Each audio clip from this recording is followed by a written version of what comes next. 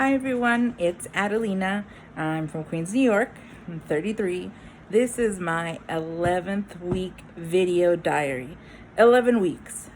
I don't think I've ever even done a diet as long as I have these videos. Sometimes I forget that I'm talking to a huge audience, but I like it. I like doing these little videos. Hopefully they help out anybody else who has any debt issues or just has questions or just wants to take a look at some new video on YouTube.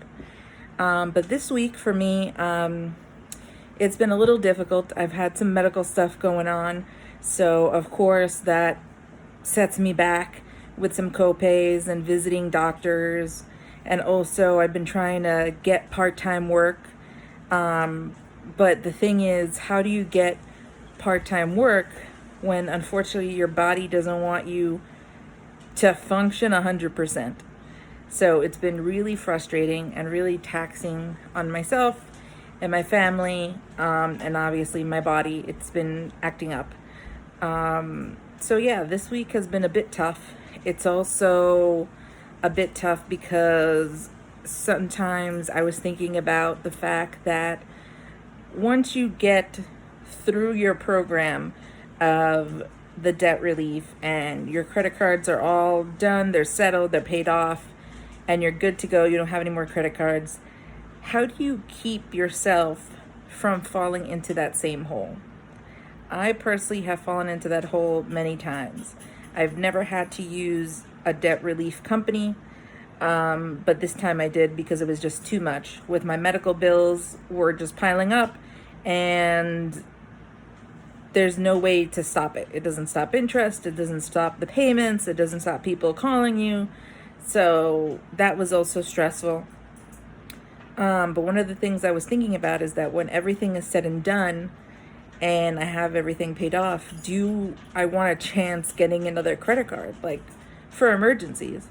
But then you have to think of yourself, do you trust yourself with that credit card, with those emergencies? Like, what is counted as an emergency? Or will you do what most people tell you to do, which is only charge something you know you can pay off when the bill is due completely?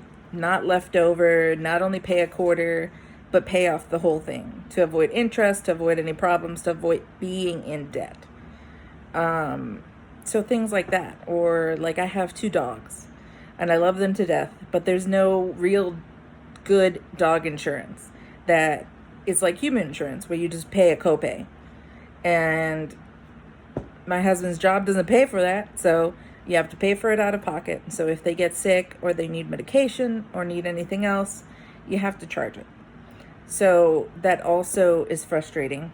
And we have a car, so sometimes that gets frustrating as well. If anything, God forbid, we're doing one of those knock on wood happens, that you have some kind of cushion, a credit card, because you can't, if you don't have the funds to do it in the bank, like, how do you do it? So I was thinking to myself, how can I trust myself in the future with doing things a better way, the proper way?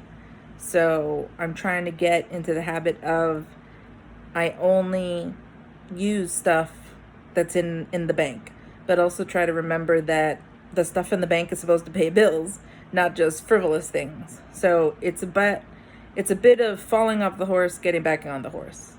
So it's been kind of back and forth. And especially now that, sad to say, we're going to be coming to the holidays. I personally love the holidays, but other people don't like the holidays. Like my mom, she hates the holidays.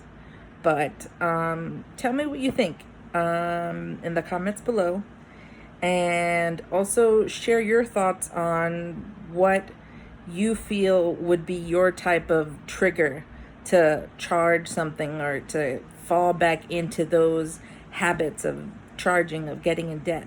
I know what mine are. Mine, I just love to shop. It's a type of shop therapy. But I hope you all have a good week and be well.